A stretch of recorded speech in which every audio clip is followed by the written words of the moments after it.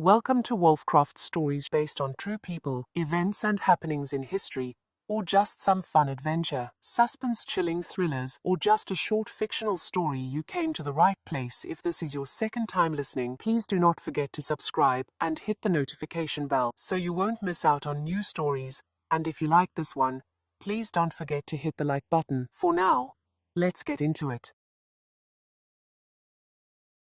Scrambled by KJ GROWLING. Chapter 3. December 3rd. The politics become irrelevant. 9 days before anyone admitted it was happening. 06:47 a.m.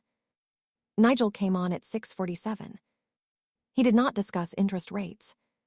He did not discuss parliamentary committees or sustainable fishing or the arts funding review that had been running as a background story for the past 2 weeks. He did not do any of the things Nigel does on a normal morning to ease you from sleep into the world with the gentle, unhurried authority of an institution that has been doing this since before your parents were born. What Nigel did at 6:47 on the 3rd of December, in a voice that was still controlled, still measured, still BBC in every technical sense.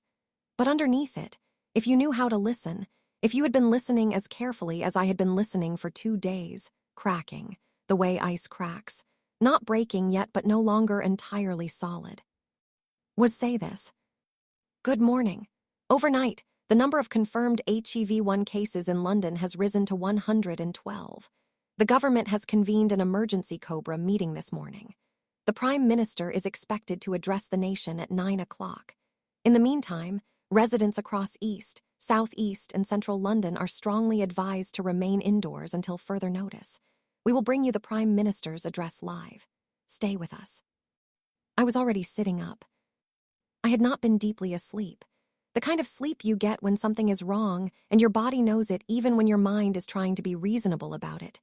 Shallow, interruptible, one ear always open. Professor Sprout had spent the night pressed against my legs with an insistence that was either affection or her own animal reading of the atmospheric pressure. I chose to believe it was affection. 112. Yesterday, 34. I picked up my pen. I wrote the number down. I looked at it for a moment, the shape of it, the jump of it, the distance between 34 and 112 in the space of one night, and thought about what I know about exponential curves from the research I did for a subplot in Book 5 that I eventually cut because my editor said it slowed the pace. My editor was wrong about the packing. I was wrong to cut the subplot. I got up, I made tea, I stood at the window. The street was empty. Not morning empty, not even yesterday empty, emptied, as though someone had made a decision about it overnight. At KJ GROWLING 6:54 a.m. 112. It was 34 yesterday. Nigel just told me. Cobra meeting, PM at 9. I want everyone who called me dramatic 2 days ago to take a moment this morning. Not to apologize, just to recalibrate. We're going to need everyone's best thinking from here. Egg 7.1 m speech balloon 1.4 m. At Elon Tusk, 6:58 a.m. 112 cases. Still a rounding error in a city of 9 million. The hysteria is the real virus egg. At KJ GROWLING, replying to at Elon Tusk 7:01 a.m. Elon, it tripled overnight. Do you know what tripling overnight means on an exponential curve? I'll give you a hint. It means the next number isn't 150. Go back to launching rockets and leave the epidemiology to people who went to actual universities. Egg 9.3 m speech, balloon 2.1 m. At Elon Tusk, 7:03 a.m. I went to university actually. At KJ GROWLING, 7:04 a.m. Irrelevant, go away Elon. Egg 11 m speech balloon 3.4 m. I put the phone down. Outside, somewhere east, something was burning. Not dramatically, not the cinematic column of black smoke you see in films. A thin thread of gray, patient and vertical in the still morning air, rising from somewhere I couldn't identify. I watched it for a while. It didn't stop. I checked on Mrs. Patel. Mrs. Patel was on the floor. Not fallen, not in distress, not injured. Sitting on the floor of her hallway with her back against the wall and her knees drawn up and her eyes open, looking at the front door with an expression of total concentration, as though the door had said something she was still considering. She was breathing. I checked immediately, because that is apparently the person I am becoming, someone who checks first and speaks second. Mrs. Patel. She turned toward my voice. The tracking was better than yesterday, quicker, more accurate, but the recognition was still wrong. Still that almost knowing. The shape of a face without its contents. Her temperature was higher. I could feel it without touching her, a heat coming off her that was doing work. That was the fever running at full capacity against something that was not yet losing. The fever fighting, that was still something. "I'm going to get you water," I told her. "And I'm going to sit with you for a while. And then I'm going to go home and listen to the Prime Minister at 9 o'clock, and I'm going to tell you everything he says, even though he will almost certainly say very little of any use." She made a sound, low, questioning. "My neighbor," I said. "I've written worse characters than you." I brought her water. I sat with her on the hallway floor, back against the wall beside her, the way you sit with someone when the furniture has become irrelevant. At 8:50, I kissed the top of her head. I don't know why, it simply seemed correct, and went home to hear what the Prime Minister had to say. 09:00 a.m., the Prime Minister's address. Transcribed from Nigel, word for word, because words matter. "Good morning. I want to speak directly to the British people today about the situation regarding HEV1. As of this morning, we have confirmed 112 cases in London, with a small number of suspected cases in Birmingham and Manchester, which are currently being investigated. I want to be clear that the government has been monitoring this situation closely since the first cases were identified, and we have robust plans in place. We are today implementing the following measures. All residents in the following London postcodes are asked to remain at home until further notice. Schools in affected areas will close from today. Non-essential businesses are asked to support their staff in working from home where possible. I want to reassure the public that our NHS is well prepared and well resourced. I want to reassure the public that this is a containable situation. I want to reassure the public." I turned Nigel down. Not off, never off, but down to a murmur because I had heard what I needed to hear, and what I needed to hear was not in the words. It was in the gaps between the words. Robust plans. We made plans in a hurry last night. Small number of suspected cases in Birmingham and Manchester. It is outside London.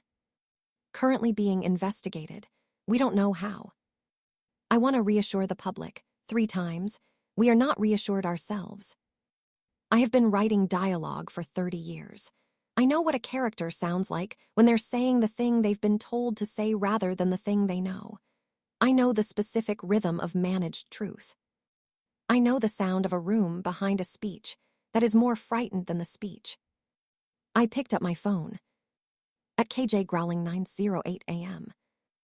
"Right," he said, "small number of suspected cases in Birmingham and Manchester. It's outside London." He said it quickly. He moved past it. "Don't move past it. It's outside London." Egg, 12.4 m speech balloon, 4.7 m. At KJ GROWLING 9:11 a.m. He also said, robust plans in place, which if you've been following along you'll know is this government's equivalent of, we have absolutely no idea, but we've booked a meeting. Nigel is more informative than the Prime Minister, and Nigel is a second-hand, Roberts radio I bought at a car boot sale. Egg, 14.1 m speech balloon, 5.2 m. At Steven Vox Hotgear, replying to at KJ GROWLING, 9:14 a.m. Outside London changes everything. I'm from Cape Town. We know what small number of suspected cases in other cities means. It means it's already everywhere and they're counting what they can see. Egg, 234k speech, balloon 12k. I stopped on that reply again. This Cape Town man with his 412 followers, and his car channel and his precise, unfrightened reading of the situation. It's already everywhere, and they're counting what they can see. I egged it, I replied. At KJ Growling, replying to it Steven Vox Hotgear, 9:16 a.m. Exactly right. Where are you? Are you safe? At Steven Vox Hotgear, replying to it KJ Growling, 9:17 a.m. Hostel near Elephant and Castle. Safe for now. 4 people didn't come back last night. Staff left this morning, just me and 2 others here. We're figuring it out. At KJ Growling, replying to it Steven Vox Hotgear, 9:19 a.m. Stay where you are for now. Don't go out unless you have to. Do you have food? At Steven Vox Hotgear, replying to at KJ Growling, 9:20 a.m. Raided the hostel kitchen. 2 weeks maybe if we're careful. Also found a first aid kit which felt like winning the lottery this morning. Egg 89K. At KJ Growling, replying to it Steven Vox Hotgear, 9:21 a.m. Good man, keep me posted. I looked at that exchange for a moment. This small, specific, human thread running underneath the enormous noise of 12 million eggs and government addresses and Nigel's careful, measured dread. And felt something I hadn't felt in 2 days of posting. Not safety, not reassurance. Something more useful than both of those things. Company. 12:30 p.m. By midday, the street had given me 3 things to document. First, a man I didn't recognize walking very fast along the pavement on the opposite side, looking at his phone, not looking up. He was wearing a hospital lanyard. He turned the corner and was gone. He had the specific movement of someone not running only because running would mean something was worth running from. Second, the sound, from somewhere to the north, of a car alarm going off for 40 minutes, and then stopping with an abruptness that felt less like resolution and more like absence. Third, Mrs. Okonkwo from number 14, who I know slightly, we exchange Christmas cards. We have spoken perhaps a dozen times in 4 years. She is a nurse. She works at King's College Hospital, loading what appeared to be her entire family into a 7-seater with a focused, systematic urgency. 2 children. An elderly man I assumed was her father. 3 bags. She didn't look at any of the houses. She looked only at the car. She loaded them in 4 minutes and drove away without locking her front door. I watched this from the crack in my curtain. Mrs. Okonkwo is a nurse at King's College Hospital. Mrs. Okonkwo is leaving London. I wrote all 3 things in my notebook. I numbered them. I do not know why I numbered them except that numbering things is a way of insisting that they are real and can be organized and have an order even when everything about them suggests otherwise. At KJ Growling 12:41 p.m. My nurse neighbor just loaded her family and left London. She works at King's College Hospital. She didn't lock her front door. I've been a writer for 30 years. I know a plot point when I see one. This is a plot point. Egg 16.7 m speech balloon 6.1 m. At NHS England official. We want to reassure the public that NHS staff are working tirelessly to manage the current situation. There is no cause. At KJ Growling, replying to at NHS England 12:43 p.m. An NHS nurse just left London with her children and her elderly father and didn't lock her front door. Please do not tell me there is no cause. Egg 21 m speech balloon 8.9 m. The number sat there. 21 million eggs. I looked at it the way you look at a wave from the shore, with the intellectual understanding that it is large and the physical inability to fully comprehend what large means until it arrives. 21 million people were paying attention. 21 million people needed someone to say what they were seeing. I thought about Harry Potter again. Always Harry Potter. 30 years of writing him, and he is still my first reference point for courage under impossible circumstances, which either means I wrote him well or I never grew up, probably both. And the moment in the Order of the Flaming Bird where he stands up in the Great Hall and tells the truth about what he saw in the graveyard to a room that has decided it would prefer a comfortable lie. The truth, Headmistress McGonagall tells him afterward, in the corridor, quietly, so no one else can hear, always costs something, but the lie costs more in the end. I kept posting. 3:15 p.m. Nigel broke from his scheduled programming at 3:15. This is significant. Nigel does not break from scheduled programming. Nigel has a schedule, and the schedule is a form of civilizational commitment, a daily proof that things are ordered and sequenced and dependable. When Nigel breaks from the schedule, it means the schedule has become less important than whatever is breaking it. We're interrupting this program with a newsflash. The Department of Health has confirmed that HIV-1 cases in London now stand at 347. For the first time, cases have been confirmed outside of London, with clusters now identified in Birmingham, Manchester, Bristol, and Edinburgh. The government is expected to make a further statement within the hour. In the meantime, I turn Nigel up to full. Members of the public are strongly advised to remain indoors. Do not attempt to travel. Do not approach individuals displaying symptoms of HIV-1, which include high fever, confusion, extreme agitation, and erratic physical behavior. If you believe someone near you is displaying these symptoms, do not approach them. Call 999. I sat very still for a moment. Do not approach individuals displaying symptoms. Erratic physical behavior. I thought about the man I'd seen this morning, moving fast, lanyard, not running. I thought about the thin thread of smoke, still rising in the east. I thought about Mrs. Patel on her hallway floor, turned toward my voice, tracking without recognizing, her knuckles white against her own knees. I got up very slowly and went to the front door. I locked it. Both locks. The Yale and the deadbolt that I've had for 4 years, and used perhaps 3 times because this is London, and London makes you feel safe in ways that are largely mythological but feel real until they don't. Then I went to the back door. Then the windows. I moved through my house with the systematic thoroughness of someone who has been a single mother and knows that safety is a thing you build room by room, lock by lock, check by check. I closed everything. I latched everything. I pulled the curtains in the rooms that face the street to a gap just wide enough to see through. In the hallway, I passed Harry Pooter again, his round, surprised face, his crooked glasses. I didn't ask for this either, his expression said. Neither did I told him. I went back to my desk. I sat down. I looked at Nigel. I looked at the locked door. I looked at my notebook with its numbered observations and its careful dates and its underlining. Then I picked up my phone. At KJ GROWLING, 3:24 p.m. 347, Birmingham, Manchester, Bristol, Edinburgh. Do not approach individuals displaying erratic physical behavior. I have locked my doors. I have checked my windows. I have food for approximately 10 days if I'm careful.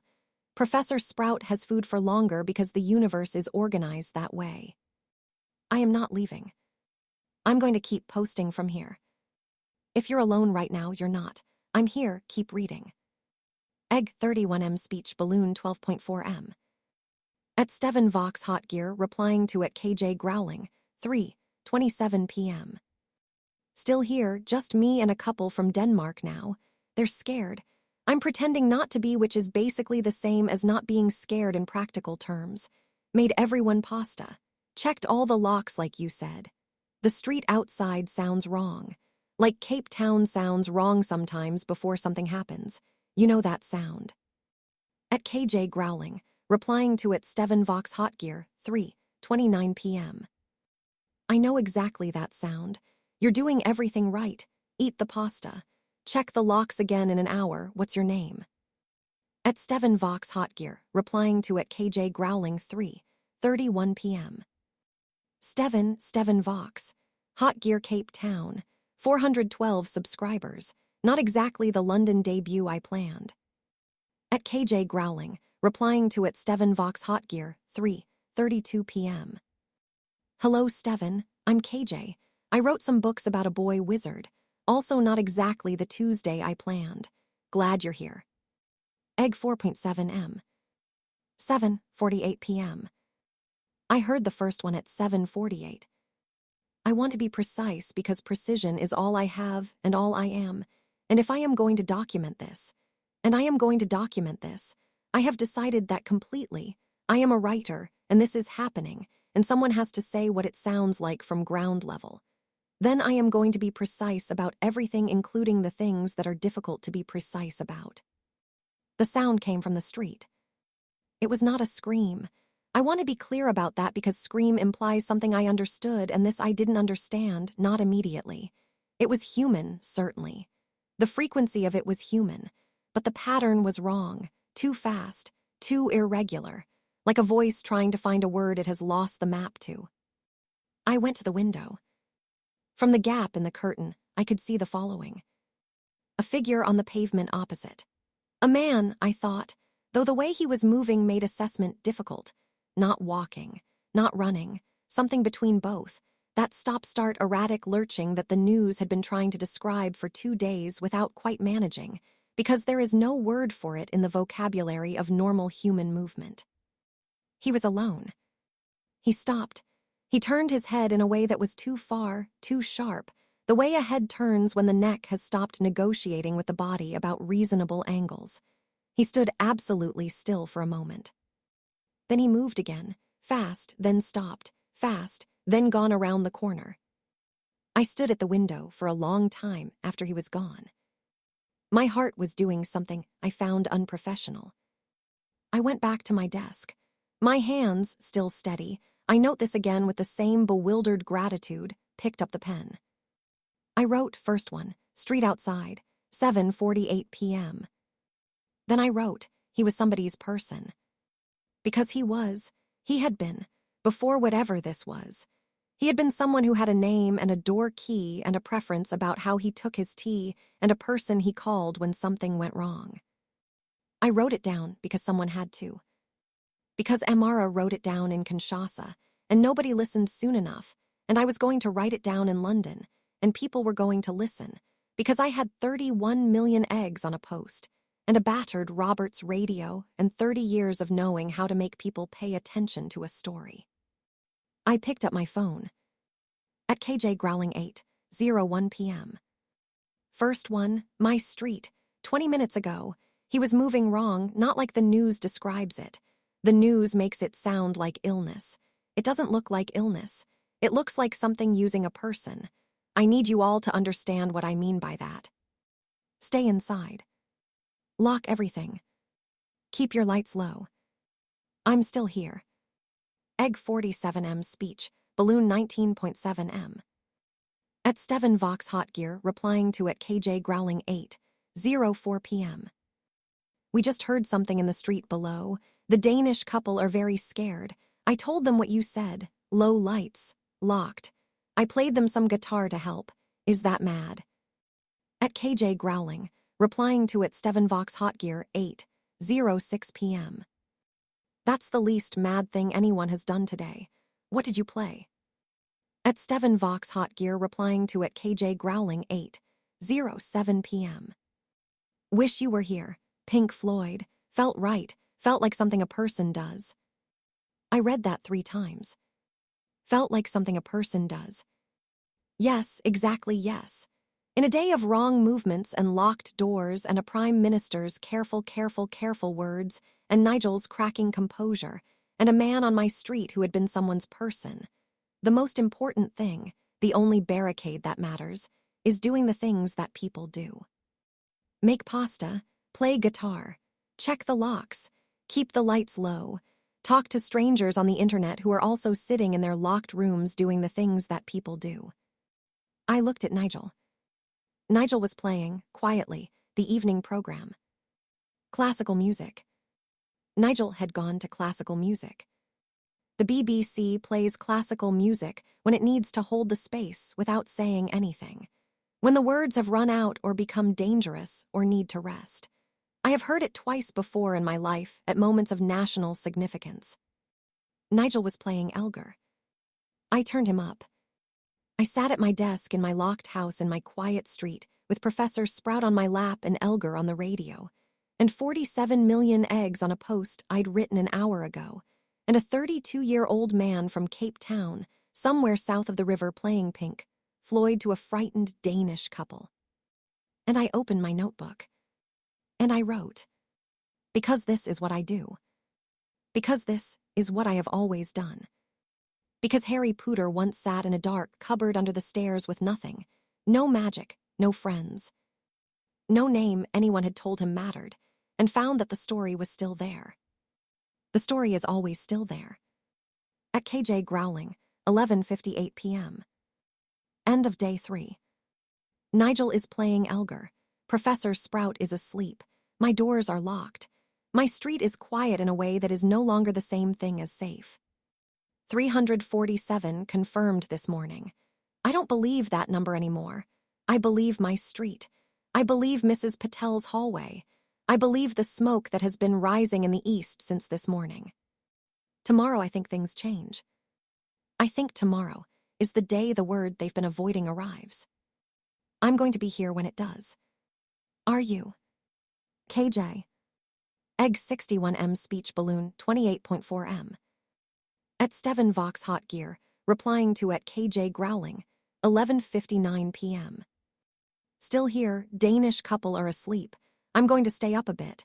Can't sleep anyway, thinking about a lot of things. Thank you for being the one saying it, from the ground. Jenna.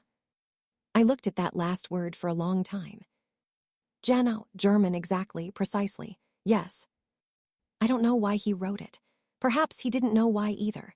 Perhaps it was simply the most accurate word available and accuracy mattered tonight more than language boundaries. I exited it. I closed the app. I looked at Nigel. Nigel, I said, in the quiet of my locked house, I think tomorrow is going to be very hard. Nigel played Elgar. Which was, all things considered, the right answer. End of chapter 3. December 3rd, KJ GROWLING's Eggs posts, 18. Peak simultaneous readers, 61 million. Confirmed HEV1 cases, 347. Official. Actual cases, unknown, uncountable, already everywhere. Mrs. Patel, floor of her hallway, fever holding, still fighting. Nigel playing Elgar, choosing words carefully, still on. Professor Sprout, asleep, unbothered, correct. The smoke in the east, still rising. Steven Vox, awake, guitar in his lap, thinking about a lot of things. One of those things, a girl in Germany who has him blocked. Another, a farm in Oxfordshire he hasn't visited yet. The word the government has been avoiding, coming. Tomorrow, the day the barricade becomes necessary. Chapter 4 follows. December 4th, the word arrives. In which Nigel says the thing he has been not saying. In which KJ GROWLING's barricade becomes real and permanent and tested. In which Mrs. Patel's story reaches a moment that will stay in this book forever. In which Steven Vox makes a decision about the Danish couple that tells you everything about who he is. And in which KJ, alone in her locked house, begins to understand that survival is not a passive act. If you would like to know more about history on a specific person, time or place, or even just fictional creativity like adventure, horror, zombie survival, take a moment and drop us a comment down below for your request, or send us a mail and the team here at Wolfcroft Stories will be glad to mention your preferred name as to the inspiration to the video to the story. If you enjoyed this story and want to know, learn or listen to more like these, why not give us a like and subscribe for more.